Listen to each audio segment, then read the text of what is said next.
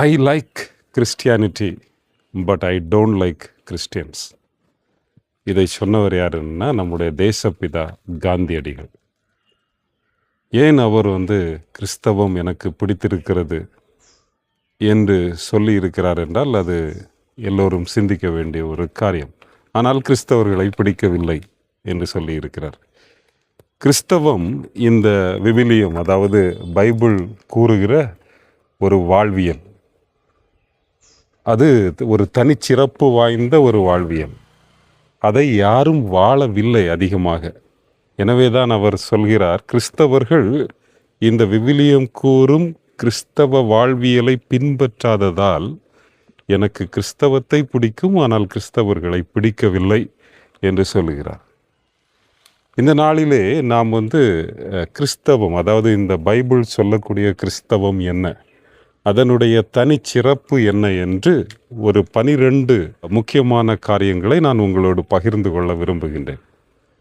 முதலாவதாக இந்த பைபிள் சொல்கிற ஒரு காரியம் என்னவென்றால், இந்த உலகம் உருவான வரலாறு. ஆண்டவர் வார்த்தையினாலே இந்த உலகத்தை உருவாக்கினார் என்று ஆதியாகமம் முதல் 3 அதிகாரங்களிலே அவைகள் சொல்லப்பட்டிருக்கின்றன. இங்கு கேள்வி 7 நாளில் உருவாக்கப்பட்டதா, 7 நொடிகளில் உருவாக்கப்பட்டதா, 7 ஆண்டுகளில் உருவாக்கப்பட்டதா, அல்லது 7000 ஆண்டுகளில் உருவாக்கப்பட்டதா, இல்லை என்றால் 7 மில்லியன் இயர்ஸா, அதெல்லாம் தெரியவில்லை.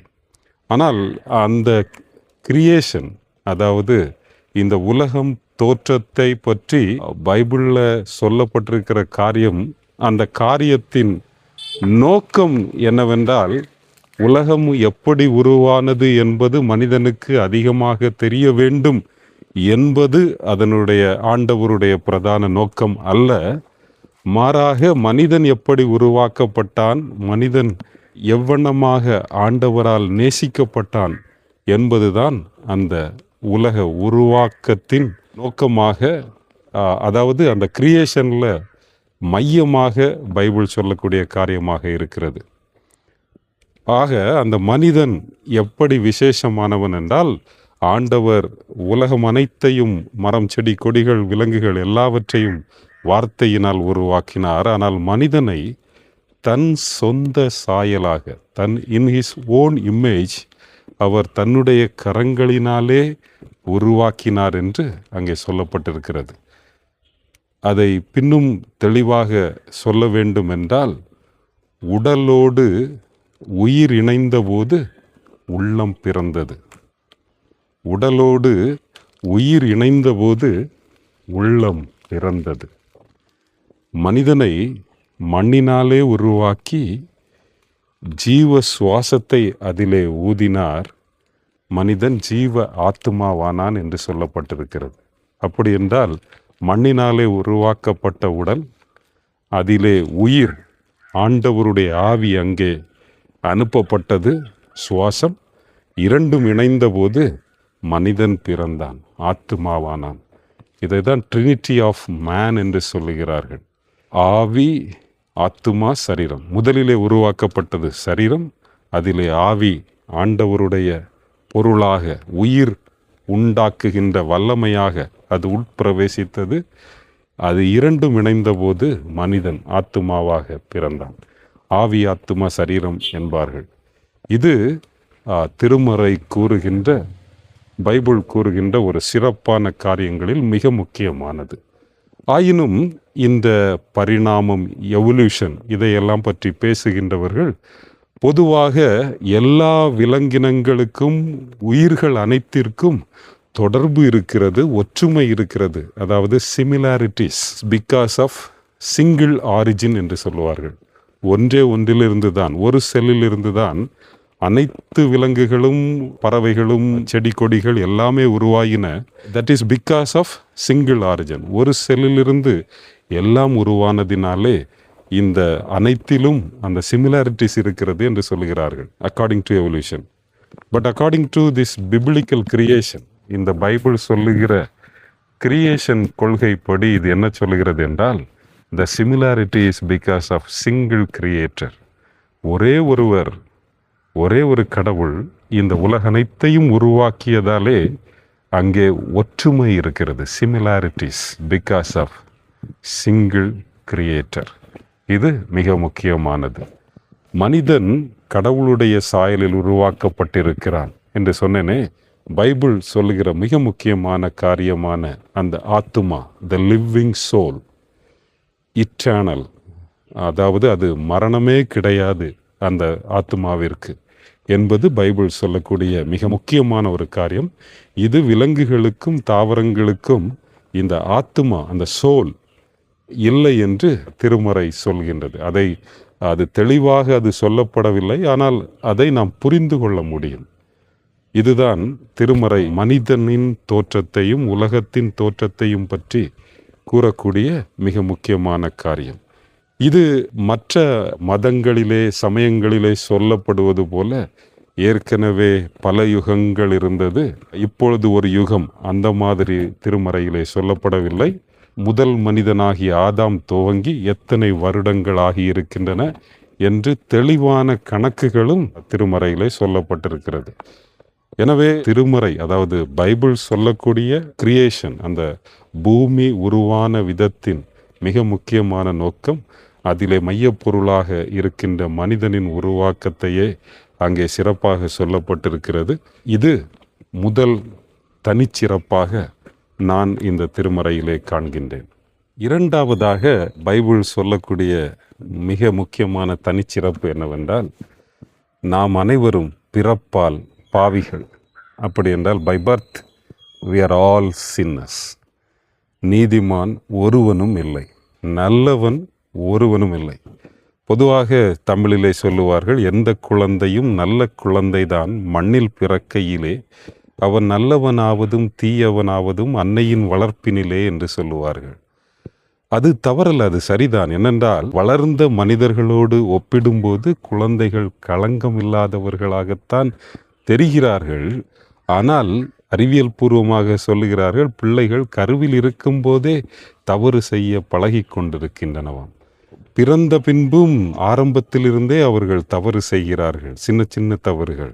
அதை நாம் நன்கு புரிந்து கொள்ள வேண்டுமானால், நம்ம ஒரு சாக்லேட் ஒரு பேபிகிட்ட கொடுக்குறோம், கொடுத்துட்டு அதை திரும்ப கேட்டால் அந்த குழந்தை என்ன செய்யும், பின்னால் கையை வச்சு ஒளிச்சு வைக்கும்.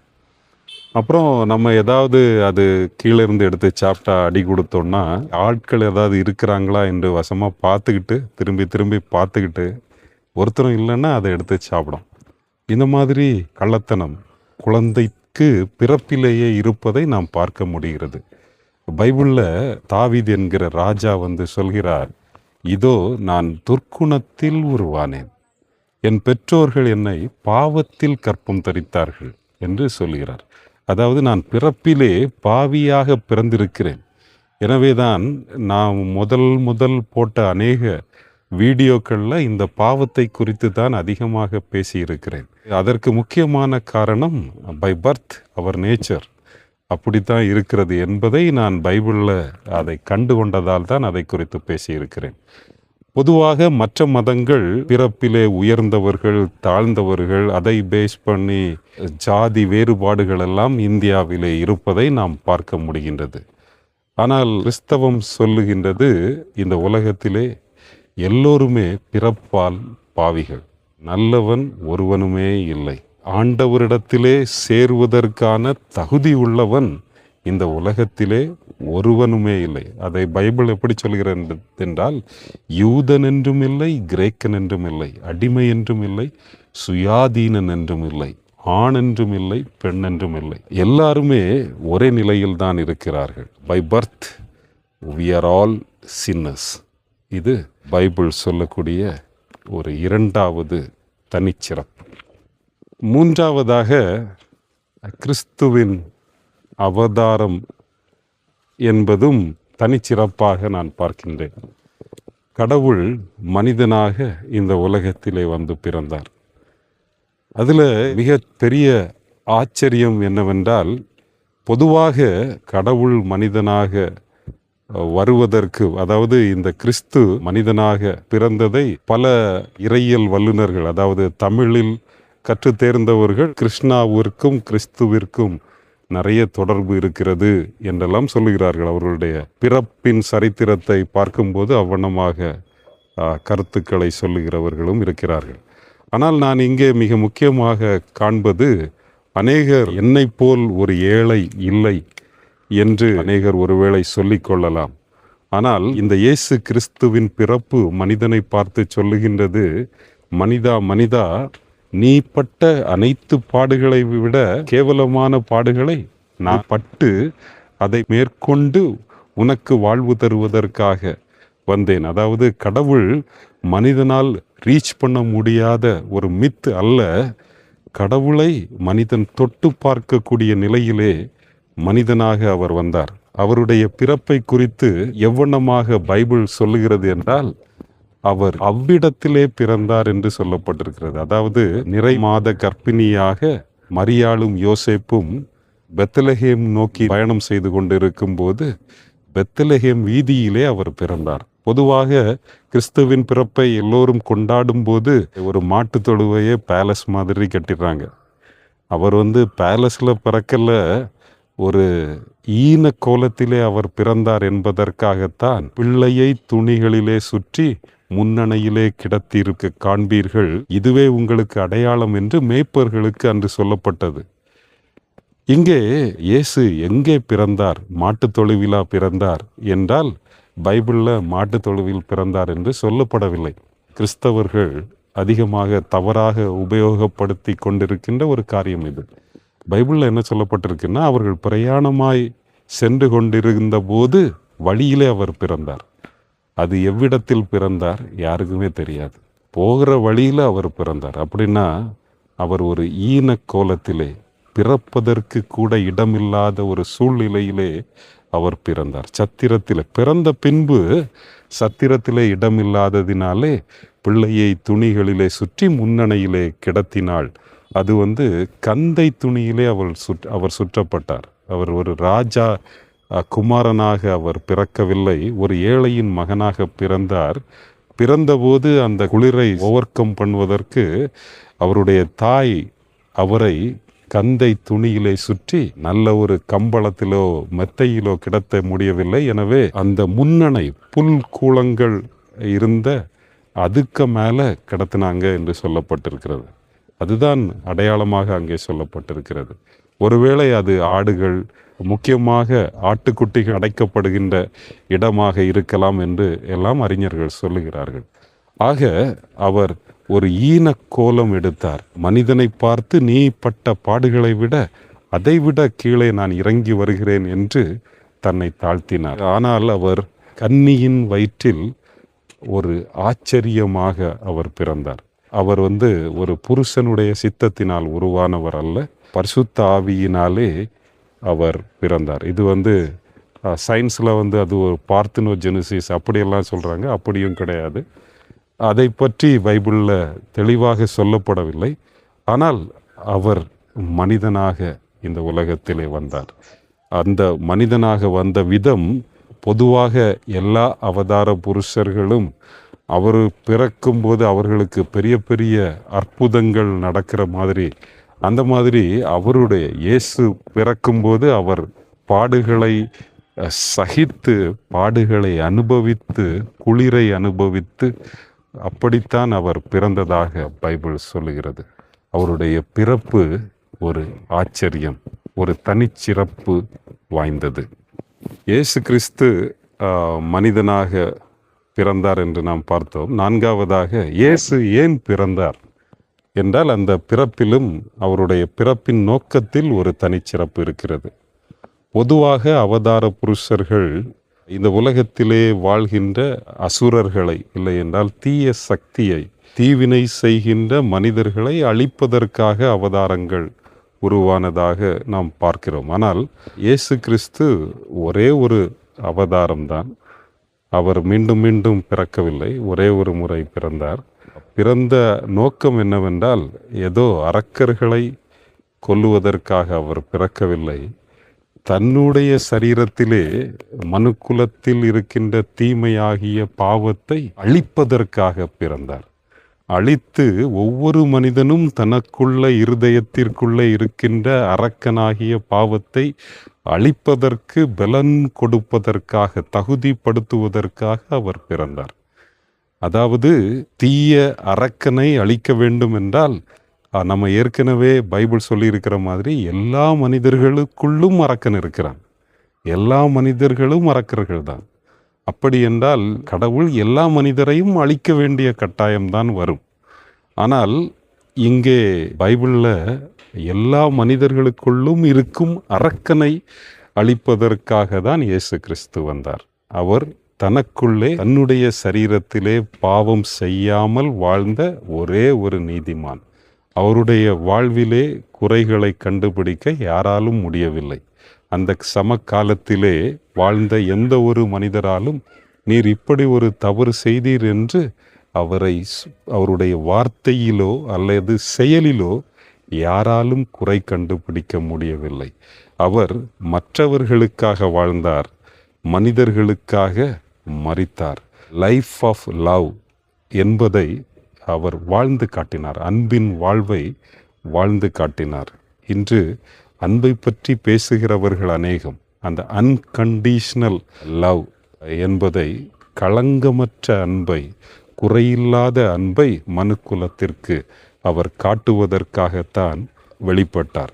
அவர் தன்னுடைய சீடர்களை பார்த்து சொன்னார், ஒருவன் தன் சிநேகிதனுக்காக தன் உயிரை கொடுக்கிற அன்பிலும் மேலான அன்பு ஒன்றுமே இல்லை. எனவே நான் உங்களை என் சிநேகிதர்கள், என்னோட ஃப்ரெண்ட்ஸ்ன்னு சொல்கிறேன். ஏனென்றால் நான் உங்களுக்காக என் ஜீவனை கொடுக்கிறேன் என்று சொன்னார். அதாவது கிறிஸ்டியானிட்டி மெயினாக சொல்கிறது இஸ் டையிங் ஃபார் அதர்ஸ். பொதுவாக எல்லா மதங்களும் மற்றவர்களை கொன்று தன் மதத்தை ஸ்தாபித்தது. ஆனால் கிறிஸ்தவம் மாத்திரம்தான் தன்னை இழந்து பெருகி கொண்டிருக்கின்றது. எப்படி கிறிஸ்தவம் இந்த இந்திய தேசத்திலும் உலகமெங்கிலும் எப்படி வளர்ந்தது என்றால், தங்கள் ஜீவனை கொடுத்து வளர்ந்தது. கிறிஸ்து சென்ற பாதையிலே தங்களை தியாக பலியாக கொடுத்து வளர்ந்தது தான் கிறிஸ்தவம். இந்தியாவிலே கூட அன்னை தெரசா, எல்லோராலும் போற்றப்படுகிற அன்னை தெரசா அவர்கள் அன்பின் உருவாக இந்த உலகத்திலே வாழ்ந்ததை நாம் அறிந்திருக்கிறோம். அதே போல ஸ்டெயின்ஸ், அந்த குஷ்டரோகிகளை தொட்டு சுத்தமாக்கிய மனிதனை எரித்து கொண்டார்களே இந்தியாவிலே, அந்த ஸ்டெயின்ஸ் அன்பிற்கு இலக்கணம் அமைத்தவர்.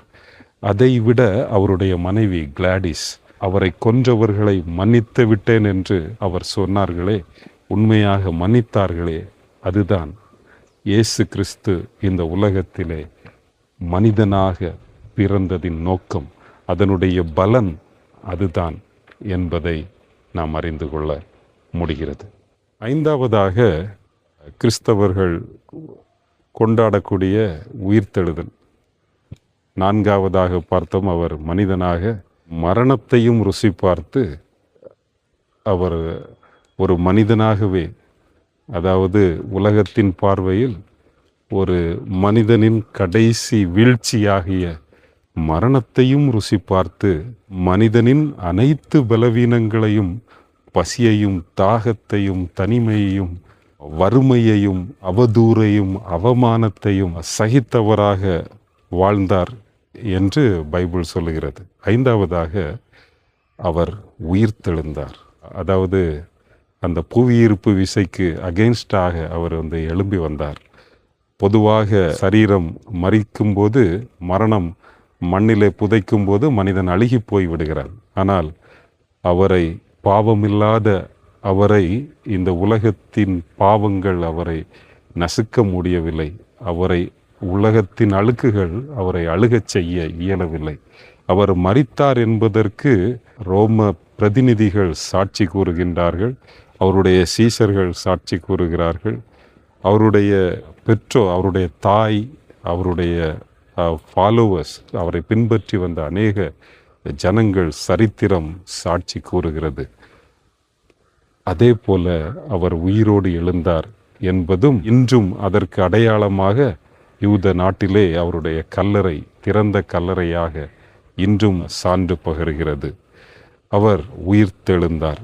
அதாவது மரணத்தை அவர் ஜெயித்தார். மனிதன் மரணத்திற்காக உருவாக்கப்பட்டவன் அல்ல. மனித வாழ்க்கை மரணத்தை நோக்கிய ஒரு பயணம் அல்ல. மனிதன் மரணத்தை குறித்து நடுங்கி நடுங்கி வாழ வேண்டும் என்று அழைக்கப்பட்டவன் அல்ல. மரணத்தை ஜெயித்தவனாக வாழ அழைக்கப்பட்டவன்தான் ஒரு கிறிஸ்தவன். மரணத்தை பார்த்து பயப்படாமல் நிமிர்ந்து நிற்கின்றவன்தான் உண்மையான கிறிஸ்தவன். அந்த பாதையில்தான் இயேசு கிறிஸ்து மனுக்குலத்தை அழைக்கிறார். எனவே தான் அவர் இந்த உலகத்திலே வாழ்ந்தபோது அவர் சொன்னார், உங்கள் சரீரங்களை மாத்திரம் கொலை செய்கிறவர்களை குறித்து பயப்படாதிருங்கள், உங்கள் ஆத்துமாவை நித்திய மரணத்திலே தள்ள வல்லவருக்கே பயப்படுங்கள் என்று சொன்னார். இந்த உலகத்திலே எந்த மனிதர்கள் வேண்டும் என்றாலும் உங்கள் சரீரத்தை கொலை செய்ய முடியும். ஆனால் இந்த சரீரத்திற்குள்ளே இருக்கிற ஆத்துமாவாகிய உங்களை யாராலும் கொலை செய்ய முடியாது. இயேசு கிறிஸ்துவின் உயிர்த்தெழுதல் மனிதனுக்கு கொடுக்கக்கூடிய மிகப்பெரிய நம்பிக்கை, உன்னுடைய அழுகிப்போன மண்ணிலே காணாமல் போன சரீரம் மீண்டும் உயிர்த்தெழும், நீ ஒரு புது மனிதனாய் வாழ்வாய் என்பது இந்த கிறிஸ்தவம் சொல்லக்கூடிய அடுத்த தனிச்சிறப்பு. அதையும் நாம் தொடர்ந்து சிந்திப்போம். ஆறாவதாக நாம் முதலிலேயே சிந்தித்தோம், மனிதர்கள் அனைவரும் பிறப்பால் பாவிகள் என்று நாம் சிந்தித்தோம். கிறிஸ்தவம் ஒரு மனிதனை அழைக்கும்போது அவனை மறுபடியும் பிறக்கும்படி அழைக்கின்றது. அதாவது இயேசு கிறிஸ்து தன்னிடத்திலே வந்தவர்களிடம் சொல்லும்போது, நீங்கள் மறுபடியும் பிறக்க வேண்டும் என்று சொல்லுகிறார். அதாவது இந்த உலகத்தில் வாழும்போதே ஒரு ரீபர்த், அந்த ஒரு இரண்டாம் பிறப்பை உலகத்தில், அதாவது மரிக்கும் முன்பே உலகத்தில் வாழும்போதே மறுபடியும் பிறக்கின்ற ஒரு வாழ்க்கையை குறித்து இயேசு கிறிஸ்து சொல்லுகின்றார். இங்கே எல்லோரும் பாவிகளாக பிறந்திருக்கிறார்கள். அந்த பாவிகளாய் பிறந்தவர்களாகிய மனிதர்கள் விரும்பினால் மறுபடியும் பிறக்க முடியும். அவர்கள் ஆண்டவருடைய பிள்ளைகளாக பிறப்பதே அந்த மிகப்பெரிய பாக்கியம். யோவான் 1ஆம் அதிகாரம் 12-13 வசனங்களிலே சொல்லப்பட்டிருக்கிறது, அவருடைய நாமத்தின் மேல், யாருடைய நாமத்தின் மேல்? இயேசு கிறிஸ்துவினுடைய நாமத்தின் மேல் விசுவாசம் உள்ளவர்களாய் அவரை ஏற்றுக்கொண்டவர்கள் எத்தனை பேர்களோ அத்தனை பேர்களும் அவருடைய பிள்ளைகளாகும்படி அவர்களுக்கு அதிகாரம் கொடுத்தார். அவர்கள் புருஷ சித்தத்தினாலாவது மாம்ச சித்தத்தினாலாவது பிறவாமல் தேவனாலே பிறந்தவர்கள் என்று வசனம் சொல்லுகின்றது. ஆக கிறிஸ்தவம் மிக முக்கியமாக சொல்லுகின்றது, நாம் பிறப்பால் பாவிகளாக பிறந்திருக்கிறோம். அந்த பாவத்திலிருந்து விடுதலை அடைகின்ற ஒரு மறுபடியும் பிறத்தல் என்கின்ற ஒரு மேலான ஒரு வாழ்க்கைக்கு நேராக மனிதனை அழைக்கிறது. இங்கே ரொம்ப முக்கியமாக இருக்கிற ஒரு காரியம், அவருடைய கிருபையினாலே. அந்த மறுபடியும் பிறப்பு எப்படி என்றால், நம்முடைய முயற்சியினால், நம்முடைய கிரியைகளினால், நம்முடைய வேலையினால் நாம் சம்பாதிக்கின்ற ஒரு காரியம் அல்ல, அவருடைய கிருபையினாலே, அவரிடத்திலே. அதாவது அதை நன்கு புரிந்து கொள்ள வேண்டும் என்றால், அதாவது ஒரு மாடு விலைக்கு இருக்குது, அந்த மாடை வாங்குறதுக்கு ஒரு ஆள் வராரு, அதற்குரிய கிரயத்தை கொடுக்கிறார், மாட்டை வாங்கிட்டு அவர் போகிறார். அதை மாட்டை வாங்கி அவர் என்ன செய்கிறாரு, அந்த கயிறை அவுத்து விட்டுட்டு நீ ஃப்ரீடமாயிரு என்று விடுதலை கொடுக்கிறார். மனிதர்கள் பிறப்பிலே பாவிகளாக பிறக்கிறார்கள். அப்படி என்றால் ஒரு மாட்டிற்கு எப்படி மூக்கணாங்கயிறு எல்லாம் போட்டு கெட்டி அடிமைப்படுத்தி வைத்திருக்கிற மாதிரி மனிதன் பாவத்திலே அடிமையாக பிறந்திருக்கிறான். அவனை விடுதலையாக்குவதற்காகத்தான் இயேசு கிறிஸ்து இந்த உலகத்திலே வந்தார். அதிலிருந்து பெற்றுக்கொள்கின்ற அந்த விடுதலையின் அடையாளம்தான் மறுபடியும் பிறத்தல். அது மனிதன் தன்னுடைய முயற்சியினாலே சம்பாதிக்கின்ற ஒரு காரியம் அல்ல. எபேசியர் 2ஆம் அதிகாரம் 8ஆம் வசனம் சொல்லுகிறது, கிருபையினாலே விசுவாசத்தை கொண்டு ரட்சிக்கப்பட்டீர்கள், இது உங்களால் உண்டானதல்ல, இது தேவனுடைய ஈவு. 9வது வசனத்திலே, ஒருவரும் பெருமை பாராட்டாதபடிக்கு இது கிரியைகளினால் உண்டானது அல்ல. இன்று அநேக கிறிஸ்தவத்திலே இருக்கின்ற அநேக பிரிவினைகளை சார்ந்து பல சபைகள் சொல்லுகின்ற காரியம், நீங்கள் எங்களுடைய சபையில் வந்தால்தான் மறுபடியும் பிறக்க முடியும், இல்லை என்றால் இவைகளை பின்பற்றினால்தான் நீங்கள் மறுபடியும் பிறக்க முடியும் என்றெல்லாம் உபதேசம் பண்ணுகிறார்கள். ஆனால் மறுபடியும் பிறக்க மனிதன் எந்த முயற்சியும் செய்ய மனிதனால் இயலாது. ஏனென்றால் மனிதன் பாவ சுபாவத்தோடு பாவத்தின் அடிமையாக பிறந்திருக்கிறான். அவரை மேலிருந்து ஒரு கரம் வந்தால் எளிய, மேலிருந்து வருகின்ற கிருபையே, பரத்திலிருந்து வருகின்ற கிருபை, அந்த நன்மையான ஈவு மாத்திரமே மனிதனை மறுபடியும் பிறக்கச் செய்கின்றது. மனிதன் பாவத்தின் அடிமையாய் பிறந்த மனிதன் பாவத்தை ஜெயித்து பரிசுத்த வாழ்க்கைக்கு மனிதனை தகுதிப்படுத்துகின்றது இந்த மறுபடியும் பிறத்தல் அனுபவம். 7வதாக, நாம் ஆண்டவரை அப்பா என்று அழைக்கக்கூடிய உரிமையை இந்த திருமறை சொல்லுகின்றது. கிறிஸ்தவத்திலே அது தனிச்சிறப்பாக நாம் பார்க்க முடிகின்றது. கிறிஸ்துவினுடைய கிருபையினாலே மறுபடியும் பிறந்தவர்கள் ஆண்டவரை அப்பா பிதாவே என்று கூப்பிடுகின்ற ஒரு பாக்கியத்தை பெற்றிருக்கிறார்கள். ஏற்கனவே சொன்ன அந்த ரெஃபரன்ஸ் யோவான் 1 அதிகாரம் 12-13 வசனங்களிலே, அவருடைய நாமத்தின் மேல் விசுவாசம் உள்ளவர்களாய் அவரை ஏற்றுக்கொண்டவர்கள் எத்தனை பேர்களோ அத்தனை பேர்களும் அவருடைய பிள்ளைகளாகும்படி அவர்களுக்கு அதிகாரம் கொடுத்தார். அவர் நம்மை பிள்ளைகளாக, சுவிகார புத்திரர்களாக, அடாப்டட் சில்ட்ரனாக நம்மை அவருடைய பிள்ளைகளாக நம்மை சேர்த்து கொள்கிறார். இது ரொம்ப ஆச்சரியமான ஒரு காரியம். ஒருவேளை இந்த உலகத்தில் எங்கள் அப்பா ரொம்ப பாப்புலரான அப்பா இல்லைன்னு நிறைய பேர் ஃபீல் பண்ணலாம். நிறைய பேருக்கு அப்பாவே இல்லைன்னு ஃபீல் பண்ணலாம். இல்லைன்னா எங்கள் அப்பா ரொம்ப மோசமான ஆளாக இருக்கிறாரு அப்படின்னு ஃபீல் பண்ணலாம். எங்கள் அப்பா எதுவுமே எனக்கு சம்பாதித்து வைக்கல அப்படி அப்படி கூட யோசிக்கலாம். ஆனால் எல்லோருக்கும் ஒரு நல்ல செய்தி, என்னுடைய அப்பா யாருன்னா இந்த உலகம் அனைத்தையும் படைத்தவர். அவர் என்னை அவருடைய பிள்ளையாக சேர்த்து கொள்ள ஆவலாக இருக்கிறார். ஒருவேளை இந்த உலகத்தில் எனக்கு 1 ஏக்கர் 2 ஏக்கர் 10 ஏக்கர் லேண்ட் இல்லாமல் இருக்கலாம். ஆனால் இந்த உலகமே சொந்தக்காரர் அவர். அதுதான் ஒரு பக்த நிவிதமாக பாடல் வரிகளில் எழுதுகிறார். இந்த பார்தலத்தின் சொந்தக்காரர் அவர், எந்தன் உள்ளத்தில் சொந்தமானார். ஆனந்தமே பரமானந்தமே, இது மாபெரும் பாக்கியமே. இந்த பார்தலத்தின், இந்த உலகம் அனைத்தையும் படைத்த கடவுள் எனக்கு சொந்தம், என்னுடைய சொந்த தகப்பன். ஒருவேளை மனிதர்கள் சொல்லலாம், இங்கு உனக்கு எதுவுமே சொந்தமில்லை என்று.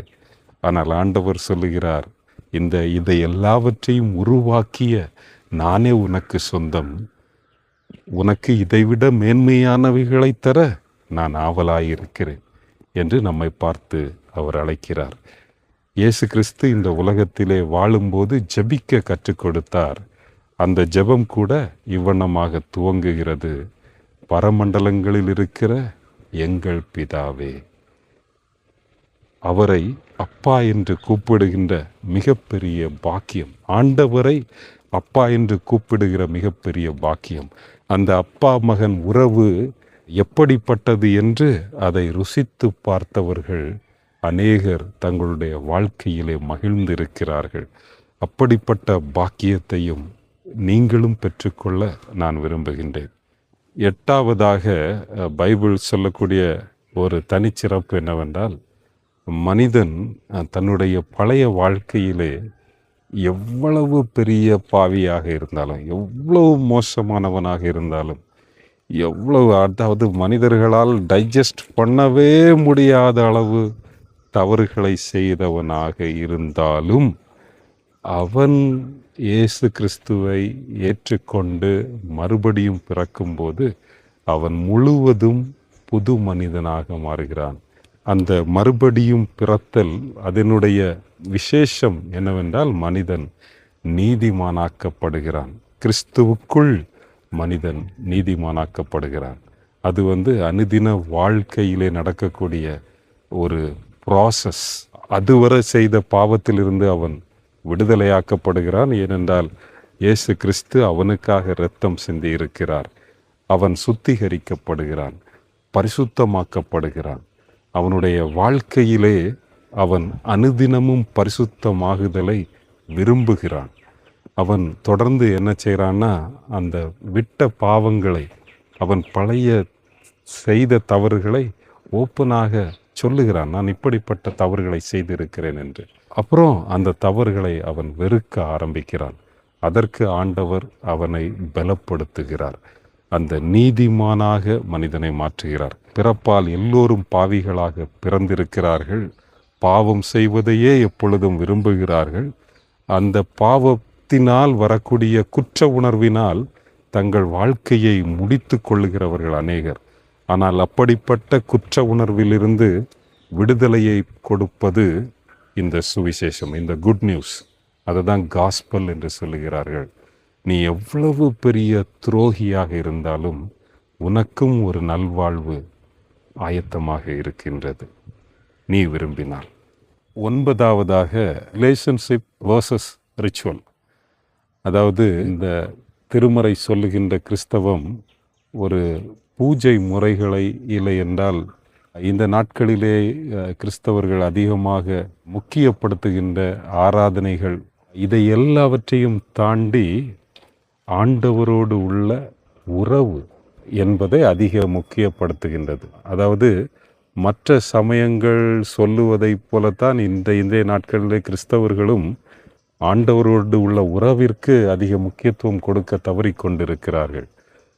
அவர்களை உலகம் ஒருவேளை கிறிஸ்தவர்களாக பார்க்கலாம், ஆனால் திருமறை அவர்களை ஒருபோதும் கிறிஸ்தவர்கள் என்று ஏற்றுக்கொள்வதில்லை. ஆக இந்த திருமறை சொல்லுகின்ற கிறிஸ்தவத்தில் சிறப்பு வாய்ந்த ஒரு காரியம் ஆண்டவரோடு கொள்ளுகின்ற ஒரு உறவு, ரிலேஷன்ஷிப். அனுதின வாழ்க்கையிலே அப்பா மகன், அப்பா மகள் என்று கொள்ளுகின்ற ஒரு உறவு மிக முக்கிய இடம் பெறுகின்றது இங்கே. அந்த உறவிலே இணைக்கப்பட்டவர்கள், அவர்களுக்கு ஒரு பசியும் தாகமும் வருகின்றது. என்ன பசி, என்ன தாகம்? ஆண்டவருடைய வார்த்தையின் மேல். பைபிள், எப்போ பைபிளை படிக்கலாம், எப்போ அவரோடு ஜெபம் பண்ணலாம் என்று அவர்கள் ஏங்குகிறார்கள். அவர்களுக்குள்ளே ஒரு தீராத வாஞ்சை உருவாகிறது. அந்த உறவு இங்கே மிக முக்கியப்படுத்தப்படுகின்றது. அதைவிட இயேசு கிறிஸ்து திரும்ப மீண்டும் வரும்போது உலகனைத்து மக்களையும் அவரோடு இணைத்து மணவாட்டியாக, அதாவது இந்த உலகத்திலே உள்ள மிகப்பெரிய உறவை காதலன் காதலி, மணமகன் மணமகள் என்ற நிலையிலே கணவன் மனைவி என்ற உறவிலே தான் நாம் அதைத்தான் ஒரு உன்னதமான உறவாக நாம் சொல்லுகின்றோம். கிறிஸ்தவம் இந்த உலக அனைத்து மக்களையும் ஒரே சரீரமாக, உறவாக, அதாவது கடவுள் ஒரு மணப்பெண்ணாக அனைத்து மனுக்குலத்தையும் ஒரே சரீரமாக கூட்டி இணைப்பதை அவர் விரும்புகின்றார். கடைசி நாட்களிலே, அதாவது இந்த உலகத்திற்கு பின்பு வரக்கூடிய வாழ்க்கையிலே ஒரு சபையை மணவாட்டியாக அங்கே சித்தரிப்பதை நாம் பார்க்கிறோம்.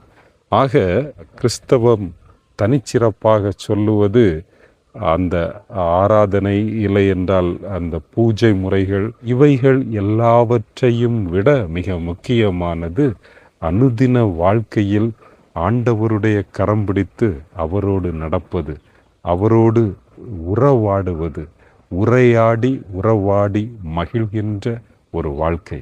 ஒருவேளை நாம் சொல்லலாம், என்னை இந்த உலகத்திலே புரிந்து கொள்ள யாரும் இல்லை, என்னை எவரும் சரியாக புரிந்து கொள்ளவில்லை என்றெல்லாம் நாம் சொல்லலாம். ஆனால் ஆண்டவர் சொல்லுகிறார், உன்னை நீ இருக்கிற வண்ணமாகவே ஏற்று உன்னோடு நான் உறவாடி மகிழ உனக்கு ஒரு நல்ல துணையாக நான் ஆயத்தமாக இருக்கிறேன். 10வதாக யூனிஃபிகேஷன் வித் கிரைஸ்ட், கிறிஸ்துவோடு ஒரே சரீரமாக இணைக்கப்படுதல். அதுதான் கிறிஸ்தவத்தில் தனிச்சிறப்புகளிலே மிக முக்கியமாக சொல்லப்படுகின்ற ஒரு காரியம், யூனிஃபிகேஷன் வித் கிரைஸ்ட். பொதுவாக ஆஸ் அ குளோபல் சிட்டிசன்ஸ் எல்லோரும் ஒற்றுமையாக இருக்க வேண்டும் என்று பல சமூக ஆர்வலர்கள் சிந்திப்பது உண்டு.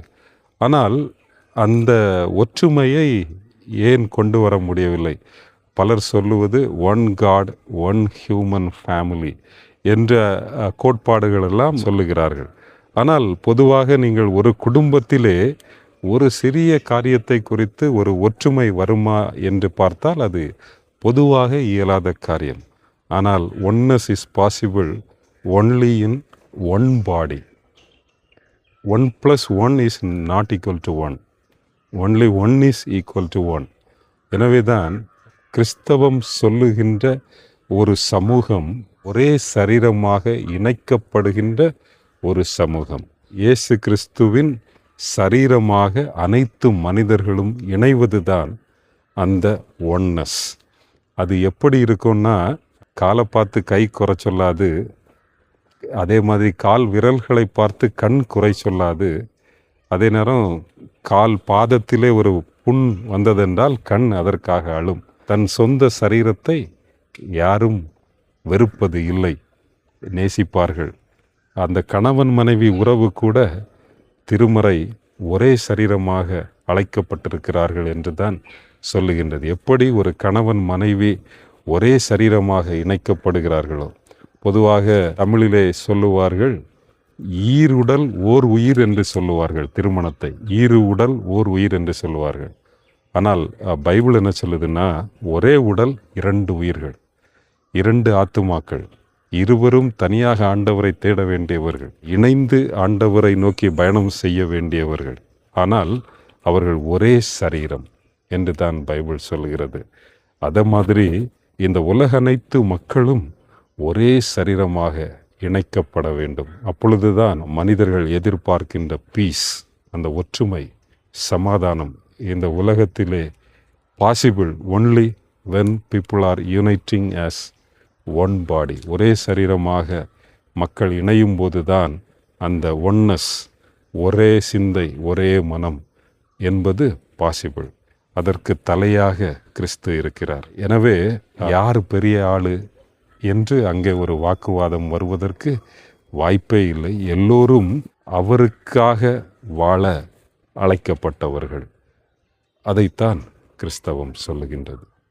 11ஆவதாக குளோரிஃபிகேஷன், மகிமைப்படுத்தப்படுதல். இது எப்பொழுது நடக்கப் போகிறது என்றால், இந்த உலகம் முழுவதுமாக அழியும் போது, இயேசு கிறிஸ்து திரும்ப இந்த உலகத்திலே வரும்போது அவரோடு இணைக்கப்பட்டவர்கள் முதலிலே உயிர்த்தெழுவார்கள் என்று சொல்லப்பட்டிருக்கிறது. அவர்களுடைய உடல்கள் ஒருவேளை எரிந்து சாம்பலாகி அணுவாக சிதைந்திருந்தாலும் அவை அனைத்தும் இணைந்து அவர்கள் மீண்டும் அவர்களுடைய சொந்த சரீரத்திலே புத்துயிர் பெற்று தேவ சாயலோடு எழும்புவார்கள் என்று பைபிள் சொல்கிறது. அவர்கள் எப்படி இருப்பார்களாம்? ஆண்டவரை போலவே இருப்பார்கள். எப்படி ஆதியிலே மனிதன் அவருடைய சாயலில் உருவாக்கப்பட்டானோ, அதே போல அவருடைய சாயலில் அவரோடு இணைக்கப்பட்டவர்களாக, எந்த ஒரு குறையும் இல்லாதவர்களாக, பசி இல்லாதவர்களாக, வியாதி இல்லாதவர்களாக, குறைவற்றவர்களாக, காலங்களை கடந்தவர்களாக, எந்த ஒரு லிமிட்டேஷனும் இல்லாமல் மனிதன் பூரணமடைந்தவனாக உயிர்த்தெழுந்து அவரை தரிசிப்பான். எவ்வளவு பெரிய பாக்கியம் அல்லவா இது! அப்படிப்பட்ட பாக்கியத்தை நாமும் பெற்றுக்கொள்வோம். கடைசியாக கிறிஸ்தவத்தின் தனிச்சிறப்பு, எல்லாத்தின் தனிச்சிறப்புகளையும் தன்னகத்தே கொண்ட இந்த திருமறை மிக பெரும் தனிச்சிறப்பாக நான் பார்க்கிறேன். இந்த என்னுடைய யூடியூப்லே நான் முதலாக போட்ட நோ தை செல்ஃப், என்னை எனக்கு காட்டியது இந்த Bible. What was my past, what is my present, what will be my future, இதை எல்லாவற்றையும் எனக்கு கற்றுத்தந்தது இந்த திருமறை. என்னிலே இருக்கிற குறைகளை எனக்கு சுட்டி காட்டி என்னை சுத்தமாக்க எனக்கு உதவி செய்கிறது இந்த திருமறை. இந்த உலகத்திலே நடக்கிற காரியங்கள் ஏன் இப்படி நடக்கின்றது என்று என்னுடைய எல்லா கேள்விகளுக்கும் பதில் தருவது இந்த திருமறை. குறையற்ற ஒரு புத்தகமாக, மனிதர்களின் குறைகளை நீக்குகின்ற ஒரு புத்தகமாக இது இருக்கின்றது. ஆனால் ஒரு சோகமான சூழ்நிலை என்னவென்றால், கிறிஸ்தவர்கள் என்று சொல்லிக் கொள்ளுகிறவர்கள் அநேக வேளையில் இதை வாசிப்பது இல்லை. வாசிக்கிறவர்களும் இதை ஒரு மந்திர புத்தகம் போல வாசித்து விட்டுவிடுகிறார்கள். ஆனால் இதை ஒரு வாழ்வியல் புத்தகமாக, இதிலே சொல்லப்பட்ட இருக்கிற வாழ்க்கை நெறிமுறைகளை பின்பற்றுகின்ற, இந்த வார்த்தைகளுக்கு நடுங்குகிற உண்மையான சிலுவையில் அறையப்பட்ட கிறிஸ்தவர்களுக்குத்தான் இந்த நாட்களிலே பஞ்சம். அப்படிப்பட்ட மனிதர்களை ஆண்டவர் தேடுகிறார். நாம் முதலிலே தொடங்கும் போது சொன்னேனே, காந்தியடிகள் சொன்னாரே, எனக்கு கிறிஸ்தவத்தை மிகவும் பிடிக்கும். அவருக்கு இந்த விவிலியத்திலே பைபிளிலே மிகவும் பிடித்தது செர்மன் ஆன் த மவுண்ட் என்று மத்தேயு 5ஆம் அதிகாரம் துவங்கி 8ஆம் அதிகாரம் வரை சொல்லப்பட்டிருக்கிற அநேக காரியங்கள். அங்கே முக்கியமாக ஒருவன் உன்னை ஒரு கன்னத்தில் அறைந்தால் மறு கன்னத்தை திருப்பி காட்டு, தீமையினாலே வெல்லப்படாமல் தீமையை நன்மையினாலே வெல்ல அழைப்பதற்கான ஒரு மிக பெரும் உபதேசம், இயேசு கிறிஸ்துவின் உபதேசமாக எல்லா மனிதர்களாலும் போற்றப்படுகின்ற ஒரு உபதேசம் அதிலே இடம்பெற்றிருக்கின்றது. ஆக இந்த திருமறை அநேக தனிச்சிறப்புகளை தன்னகத்தே கொண்டு தனிச்சிறப்பு வாய்ந்த புத்தகமாக, புத்தகங்களுக்கெல்லாம் புத்தகமாக, எனவேதான் அது பைபிள் என்கிற பெயரோடு ஹோலி பைபிள், பரிசுத்த வேதாகமா என்று சொல்லப்படுகின்றது. இது மனிதனை பரிசுத்த வாழ்க்கைக்கு நேராக வழிநடத்தும், பாவத்தை வெறுக்கச் செய்யும். அப்படிப்பட்ட மேலான வாழ்வை நாம் ஒவ்வொருவரும் பெற்றுக்கொள்ள ஆண்டவர் தாமே நமக்கு அருள் புரிவாராக. ஆமேன்.